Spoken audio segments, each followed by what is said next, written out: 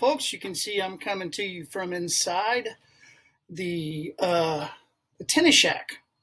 Just thought I'd say hello and good morning. This is lesson 6 in the finance chapter of Advanced Quantitative Reasoning. The title of the lesson, student activity sheet 6, is Investing as You Go. We're going to be talking about putting money into an account as it draws interest. That's exactly what we're going to be talking about. So the bell ringer, how much money do you think you'll need for retirement? And how old do you think you might be when you retire? And for how long do you think you need to be retired? Those are age-long questions that people ask themselves when they get to the point where they realize, at one point I need to stop working and have enough money to live the rest of my life, however long that's going to be. Let's look into it. Lesson plan. The objective today, I can use the time value of money calculator to give financial advice in real-world applications. All right, great things. Like I said, today I'm up at the tennis courts for the first time since all this went down. An annuity. An annuity is a financial product that accepts and grows funds and then, upon annuitization, pays out regular payments to the investor. Okay? They're often used as retirement funds. Some annuities are funded with a lump sum investment, while others are funded with an initial investment and additional regular deposits before retirement. What complicates the time value of money, or the TVM, of an annuity is that that investment increases in value due to both the compound interest and the increasing principal from your payments. The following graph shows the value of a lump sum investment of $1,000 earning 10% compounded per year. That's the dot. The dots are right here. This time versus amount of money in the account. And then versus an annuity with initial investment of $200 earning 10% compounded per year with an additional $200 deposits made each year. Now, if you look here, the $1,000 grows just by 10% every year. So the first year, it grows $100 because 10% of $1,000 is $100. So that means the total amount in the account after the first year is $1,100. And in the second year, they take 10% of that $1,100, which is $110, and add it, make it $1,210, and so on until they get to a lump sum value of $1,611 after 5 years. The other account starts with $200 as initial investment the first year. Okay, at the end of the first year, it gets $20, which is 10% of that $200. It's not the $100, it's just $20 off the $200. At the beginning of the year, they not only add the $20, but then they add the other $200 for the next year, that first year. So it goes from $220 to $420, which is what they, at the end of the year, calculate the 10% interest gain. So now you have $420 at the end of the second year, which means you get $42, which is 10% of $420. And so on until we get to the fifth year where we have $1,343. So how is the process different for calculating the future value of each investment? As I said, the lump sum investment earns compound interest off $1,000 principal, whereas the annuity earns interest off $200 and then adds $200 to the principal. So we're going to refer to the future value formula from the third lesson in this unit. How is the process different in calculating the future value of an annuity when compared to using the future value formula? So the future value formula uses one amount to compound the interest, that $1,000. But the annuity process uses different amounts invested every period of time that goes on. So the annuity can be thought of as a series of values connected by a common ratio. Well, common ratio connects the values of the annuity over time, shown in the graph at the beginning of the activity sheet. And how is the ratio related to the problem situation? So we were given the amount of the interest rate. And so we should be able to determine what that common ratio is. So remember, we're going to have 100% of the value of the account, which is $1,000, plus the 10% of that $1,000, which is another $100. So it's 1,000 plus 100 that first year, which is where we get that $1,100. Okay? So the common ratio is 1.1. This represents the 10% interest paid plus the 100% of the value of the account that was already there, or 1.1. Now that goes for both curves. Now the difference here is we're also adding $200 to the end of it too. So that means that a regular exponential equation does not work. So the following formula can be used to calculate the sum of a series connected by that common ratio, such as that annuity example. So in other words, the series value of the account, the principal value, so in that case it was $200, and then we're going to multiply 1 minus that common ratio and raise to the power or the number in the series, and then we're going to divide by that common ratio, or 1 minus the common ratio. So in other words, it's the complement of 100%. We'll use a formula to calculate the value of the annuity described in the graph and compare the results after 5 years. We need to use the value at the first year. That 1 is very important, so we have to put 220 in there. And then we'll take 1 minus 1.1 to the 5th power, because it's 5 years. N is the number of compounding periods, and we're doing annual compounding, so it's 5 times 1, which is 1 compounding period per year. And then we're going to divide that by 1 minus that common ratio, 1.1. When we do this math, we get this value, $1,343.12. The time value of money calculated to determine the different variables related to an investment. Well, the payment's always 0. We always did in the past. Now we're going to look at the time value of money calculated to determine the future value of the $200 annuity over 5 years and compare our answer with the known future value of $1,343.12. We're going to list the values you assigned to each variable and explain why. So I'm going to do this for you, and notice that interest is typically paid at the ends of the compound period. In this case, we make payments at the beginning, and then we're going to do our compounding at the end. So the number of compounding periods is 5, because we have 5 years times 1 compounding per year, and that's going to be down here. Annual interest rate is 10%. We'll leave it in the percent value. Present value is 0. We have nothing in there. Now the payments, we already said we're going to make $200 payments. Remember, I showed you a picture of the cash flow principle.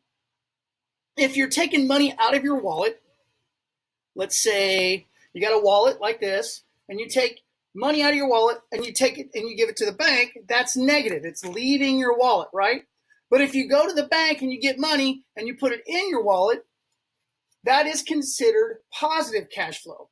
So since we're making payments to the bank for this annuity, it's a negative value. And as you can see, it's negative $200 in this particular chart. We're trying to determine the future value, so it's a bunch of question marks. 1 payment per year and 1 compounding period per year. So what is our value? The value is $1,343.12. Well, let's look and see how that works. So we know that the number of compounding periods in 5 years is 5 times the number of compounding periods per year, which is 1, or 5 times 1. The interest rate is 10%. The payment is minus $200. Future value is what we're determining. Periods per year, or payments per year, is 1, and the compounding periods per year is also 1. Notice that the payment we set at the beginning, it probably defaults to the end. And if I put the end, it'll give me the wrong answer. So I'm going to arrow up to the future value, which is what we hope to discover.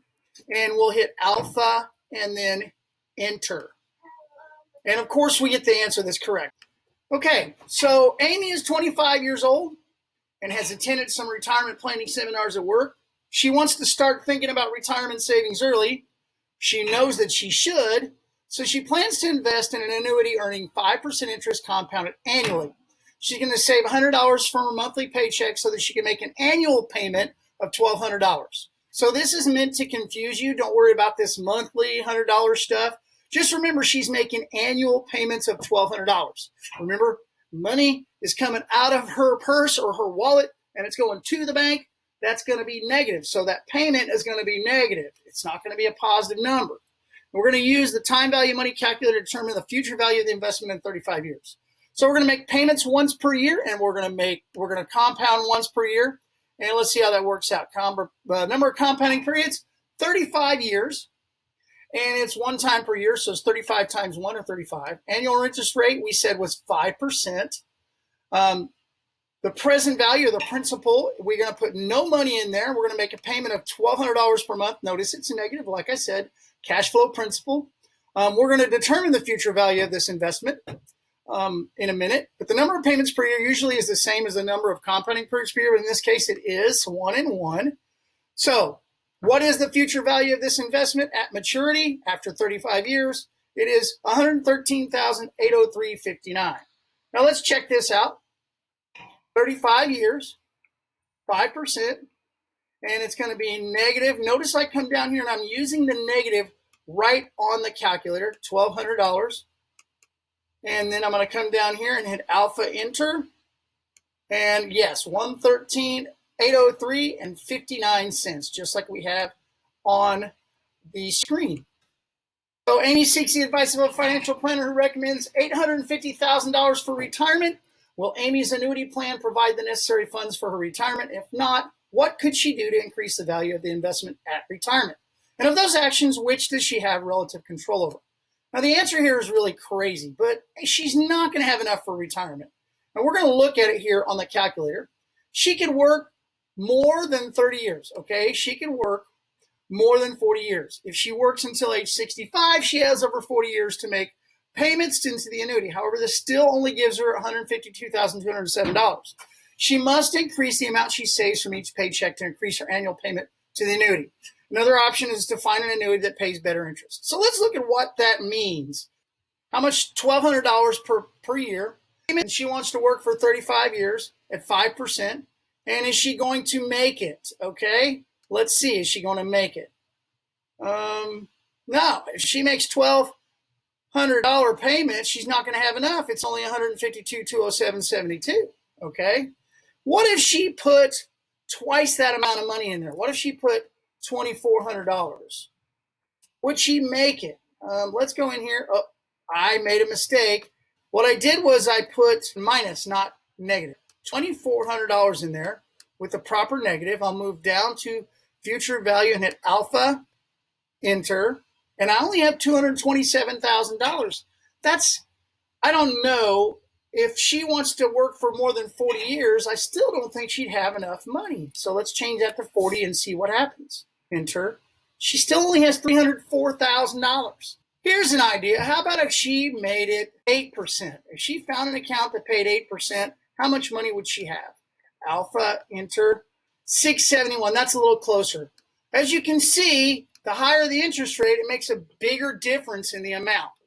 She finds another account annuity that accounts for monthly compounding monthly payments. The annuity pays 6% annual interest rate compounded monthly. We're going to use the time value of money calculator to determine the monthly payments. Amy needs to make over 40 years to have $850,000. So what we're going to do here is we're going to find out exactly how many compounding periods. Now remember, it's monthly, so there's 12 compounding periods per year, okay? She's also going to make 12 payments per year, okay?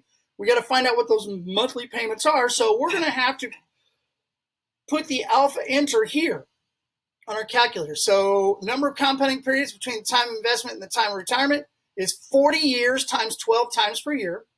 Annual interest rate, 6%. Present value, 0. We're going to put monthly payments in. We're trying to calculate what that is. Future value is going to be $850,000.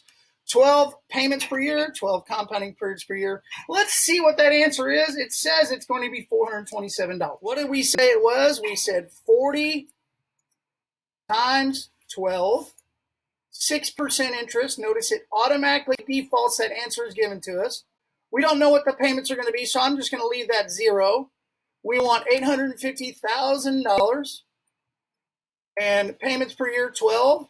Compounding periods per year, also 12. Notice it auto-populated that. And our payment has already been defaulted to beginning. So I'm going to hit arrow up to the payment to see what our payment's going to be. Alpha, enter. But guess what? $424.69. Guess what? This rounded up, and notice it's not negative here on my answer, but it is negative in the calculator. Probably should change that on my presentation. I'll do that for the next time I do this. Okay, so what recommendations would you make to Amy about her retirement goals and using an annuity to financially support those goals? Get a better interest rate, save a little bit longer, and make higher payments into the account. That's how you'll maximize the amount of money in your account as it matures. All right, so I'm going to launch you with this. I've seen memes about this a lot. Wins Powerball, takes annuity payments, world ends that December. Yeah, exactly. So thank you very much, folks. I appreciate it. You should be answering questions as we go along. In the meantime, be blessed. Be a blessing.